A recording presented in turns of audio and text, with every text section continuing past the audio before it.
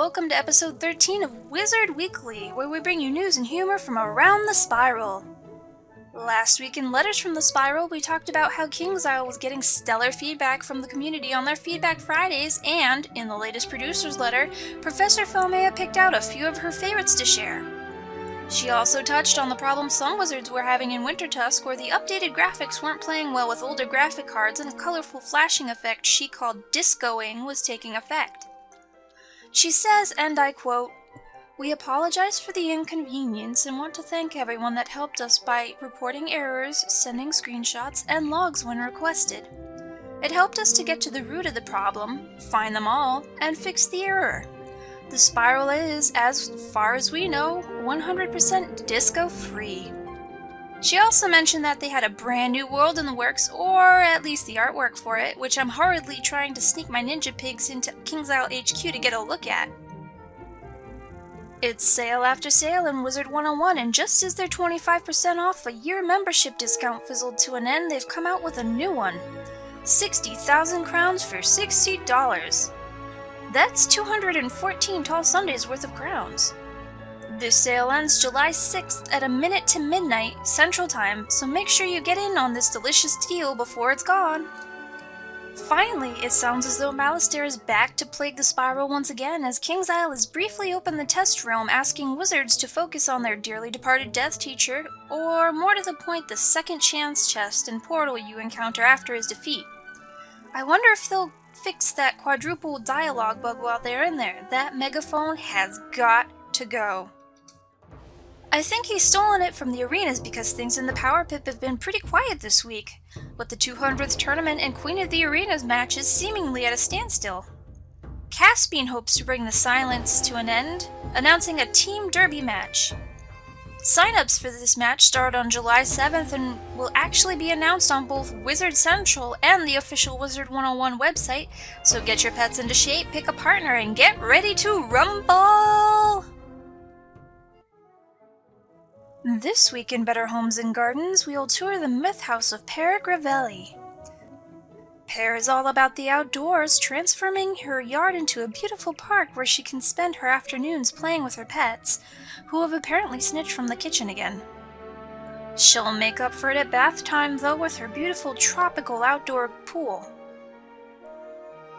Around the side of the pool, her mount can take a break from touring the Spiral in a garden of every season. As you walk into her home, you enter a gigantic gathering room where people can mingle or just relax by an open-air fountain. Pear enjoys the outdoors so much she's brought them indoors to her bedroom, giving it a really nice woodland feel. Next is her party room with not one, but 2 root beer bars, winged party attendants, an enchanted piano, and a cake. Commercial break! If you're not into partying, you can retreat to her reading nook, where Pear enjoys kicking back with a good fantasy novel that she can take with her to her outdoor retreat, complete with a firecat shrine if the weather's nice. Finally, there's her Mushu meditation room, where she can focus to harness the power of her inner flame to unleash upon her foes. Pear's house is all about nature and the outdoors.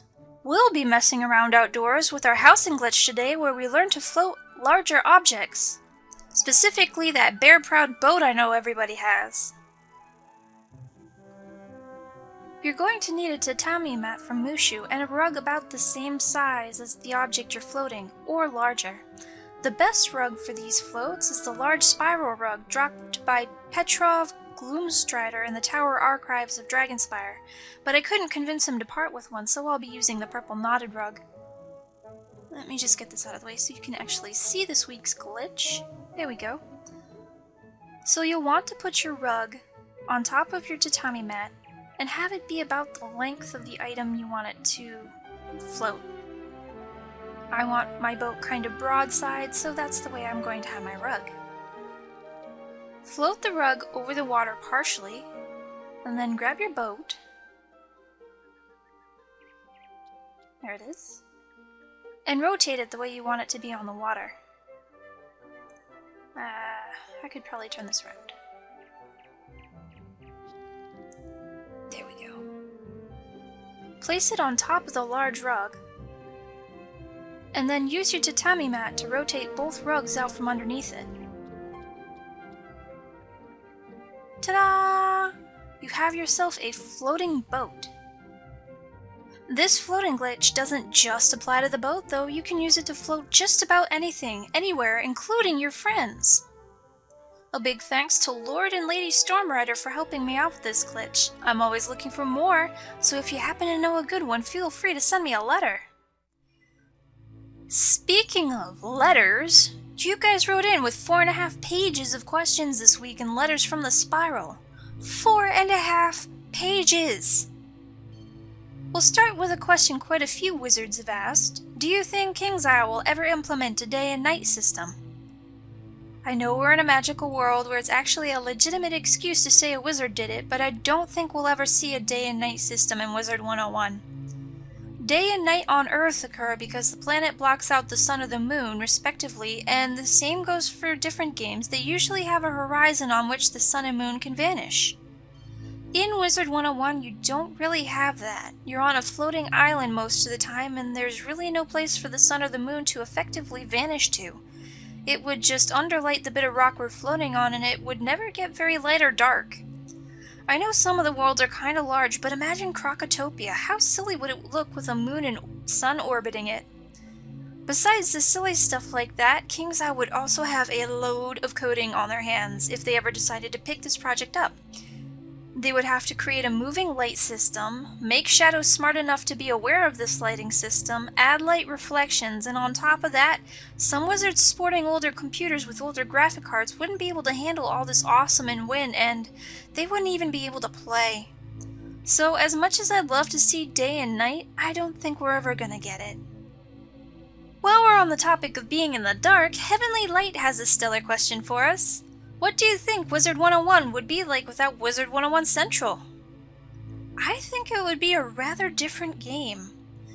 The basic users, the ones that log on to Wizard 101 for maybe 4 hours a week, they wouldn't really notice a difference, but if there was no Central, there really wouldn't be any place for us to show off our awesome houses, our mounts, or our gear to people who would understand and appreciate what we went through to get it, so there really wouldn't be any reason to excel at crafting or decorating, and you'd have a much smaller fanatic base there. On top of that, I think the game would be somewhat easier because King's Isle, as it is right now, has to make content to challenge a crowd of people who has user-made guides at their disposal. Can you imagine Waterworks without the guides? I mean, sure it would be doable, but it would take a lot of people a lot longer to figure out, and it would be really hard to communicate what to do with other wizards, especially those with menu chat.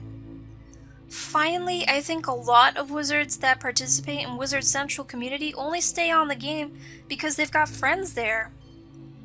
And by the same token, some wizards leave because they can talk with their friends on Central, but I think it's safe to say that more people stay than leave, and that's a good thing for King's Isle because these wizards are buying more crowns, or they're resubscribing, or both.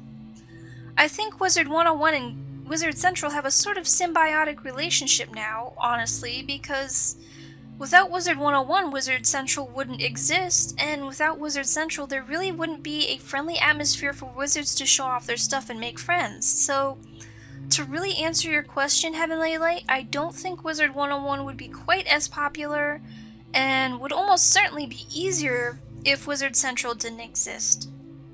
Our next question is from Atticus, who wonders, do you see King's Isle nerfing PvP if they continue to receive feedback about imbalance, cheating, and unfair strategies? While larger companies like King's Isle do rely a great deal on our feedback, they don't just go on that alone. They like to use our feedback as a guide that points them to where they should be looking to find numerical proof of a problem. You can say, oh, Ice is OP because of this, that, and the other. But if King's Isle receives feedback and they head to the arena and see Ice students only winning 52% of their matches against other schools, they'll know it's a bunch of talk because they now have the numbers that will show them that there's nothing wrong. If all of a sudden Ice students are winning 70% of the matches in the arena, well, then KingsIsle will have to delve deeper into the problem to get to the why, and they'll address it from there. I don't really think they can do anything about the person who goes first having the upper edge, because someone's gotta go first in a turn-based system, and it's kind of on the duelist to be ready to attack from first or defend from second. I don't think that we'll see a nerf to PvP unless KingsIsle has identified a real problem with all the schools, and even then I don't think it'll be... what's a good word? I don't think it'll be a global nerf, for lack of a better term. It'll be specific to the source of the problem. Our last question today comes from Insanity and Chaos, who asks, do you think KingsIsle will ever start posting fanfics on the main site again? I know they said they would, and I'd like to believe that if they say they will, but there's just so much work for them to do right now, and to remain a 110% kid-friendly site, they will have to screen each and every fanfiction that's sent to their site, and I'm willing to bet there's a ton of fanfictions out there just waiting to be submitted.